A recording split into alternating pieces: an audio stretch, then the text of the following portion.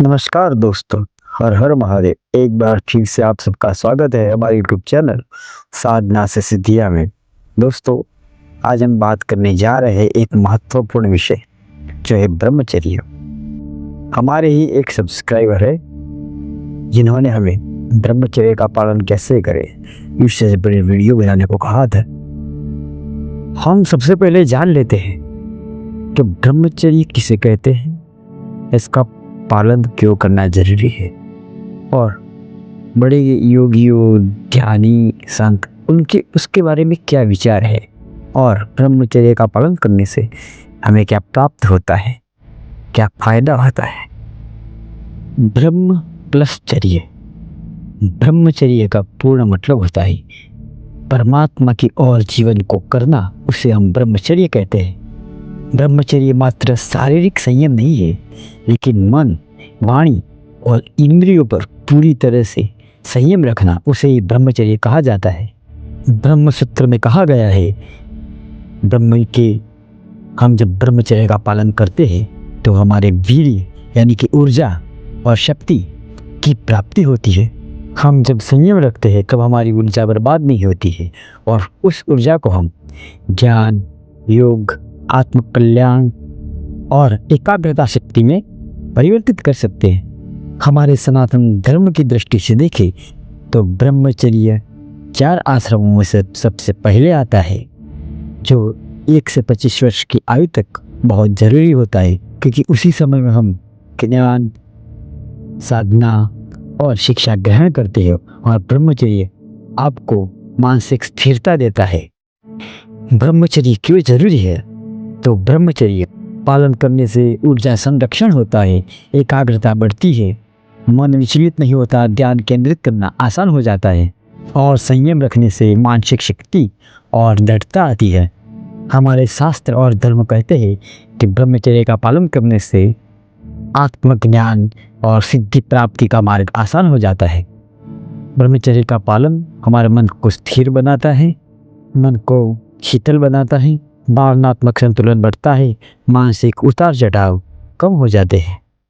स्वामी विवेकानंद ने स्वयं कहा था कि वो ब्रह्मचर्य का पालन करते हैं और आप जानते हैं कि उनकी स्मृति उतनी तेज थी कि वे पुस्तक के पन्ने पलटते पलटते उस पुस्तक की सारी जानकारी प्राप्त कर लेते थे। जो भी बात एक बार सुन ली उसे हमेशा के लिए याद रख सकते थे और यह याद रखें कि ये बातें पहले महादेव, संत, सिद्ध, योगी आदि भी सदियों पहले कह चुके हैं। ये कोई बनावटी सिद्धांत नहीं है। योग सूत्र में ब्रह्मचर्य को योग का ही एक हिस्सा माना गया है और उसे आत्मनियंत्रण की श्रेष्ठ शाखा बताया गया है। शास्त्रों में कहा गया है कि ब्रह्मचर्य से हमें वीर्य यानी कि जीवन शक्ति की प्राप्ति होती है। अब हम बात करते हैं कि ब्रह्मचर्य का पालन कैसे करें।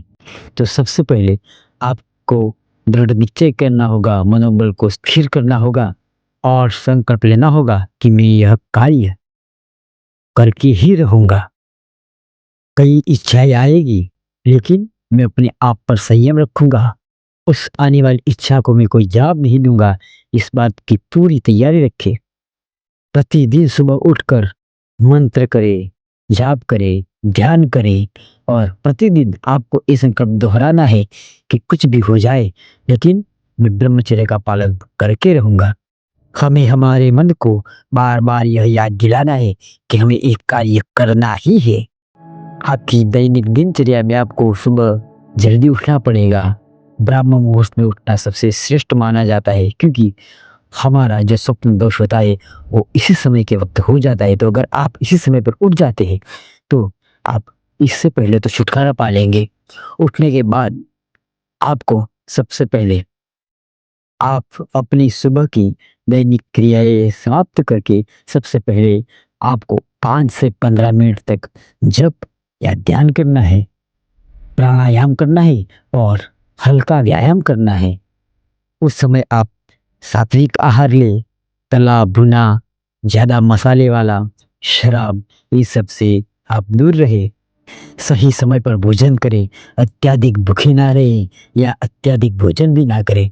उत्तेजक सामग्री, ऐसे अश्लील मैगजीन या ऐसे वीडियो देखने से आपको बचना होगा। अगर दिन के दौरान आपको जब भी ऐसी इच्छाएं आती है, उफान आता है, तब आप मन को ध्यान करें और स्थिर करके मन को कोई भी जाप कीजिए या फिर ओम का जाप शुरू कर दीजिए। मन के अंदर गहराई से ओम का नाद करने से 5 मिनट के भीतर भीतर आपकी पूर्ण आवेग धीरे धीरे शांत हो जाएगा। ऐसे विचार आते ही आप चलना भी शुरू कर सकते हैं, व्यायाम करना भी शुरू कर सकते हैं। अपने आप को किसी और कार्य में प्रवृत्त कर देना उचित रहता है। अपने आप को किसी न किसी प्रवृत्ति में आप खोए रखें। आपको रात्रि को जल्दी से यानी कि सही समय पर सो जाना चाहिए और पर्याप्त नींद प्राप्त करके सुबह जल्दी उठ जाना चाहिए। आपसे संबंध उत्तेजक वाणी और गलत वार्तालाप करने से बचना होगा। इच्छा जब सबसे ज़्यादा अधिक हो तब आपको क्या करना चाहिए? तो इसमें सबसे बड़ा कारगर उपाय है कि आपको ठंडे पानी से नहा लेना चाहिए।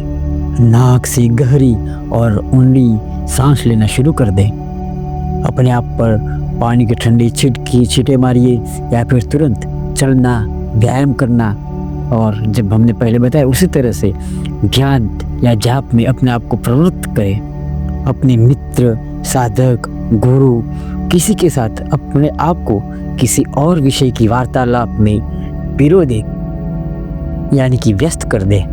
अगर आप थोड़ी देर ध्यान में भी बैठ जाते हैं तो यह इच्छा लहर धीरे धीरे थोड़ी देर में स्वयं ही स्वतः नष्ट हो जाएगी।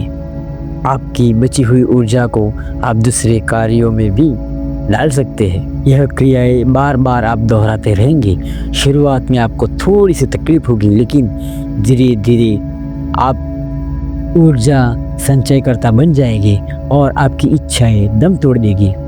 कभी कभी गिरावट होगी, लेकिन उसे गुनाह न समझिए, लेकिन उठिए, उससे सीखिए और दोबारा आगे बढ़िए। मानसिक थकावट, तनाव, अस्वस्थता हो सकता है, लेकिन आप विश्राम करें, नियंत्रित आहार लें और ध्यान जप करें। अच्छा संगीत सुनिए। ऐसे लोगों से बचिए जो ऐसे ही वार्तालाप में प्रवृत्त रहते हैं। क्रोध और अपमान जैसी क्रियाएं करने से बचे। अपेक्षाएं अधिक न रखें। शुरुआत में आप बार बार इसमें असफल होंगे, लेकिन शुरुआत में मिली छोटी सफलता को भी आप अपनाएं और धीरे धीरे आगे बढ़िए। ये छोटी छोटी सफलताएं आपको आगे जाकर बहुत बड़ी सफलता के रूप में परिवर्तित दिखेगी। दोस्तों, ब्रह्मचर्य कोई वेंटिलेशन नहीं है, लेकिन जीवन शक्ति, जीवन ऊर्जा का संचय है। महान संतों ने इसे हमारी शक्ति का मूल कहा है। तपस्या, सत्य और संयम के पथ पर चलिए और एक दिन आपको वह पद मिलेगा जिस पर आपकी शक्ति आपको शोभा देगी। दोस्तों, अब वीडियो बहुत लंबा हो गया है। यदि आपको वीडियो पसंद आया है तो वीडियो को लाइक कीजिए, शेयर कीजिए, सब्सक्राइब कीजिए। हर हर महादेव।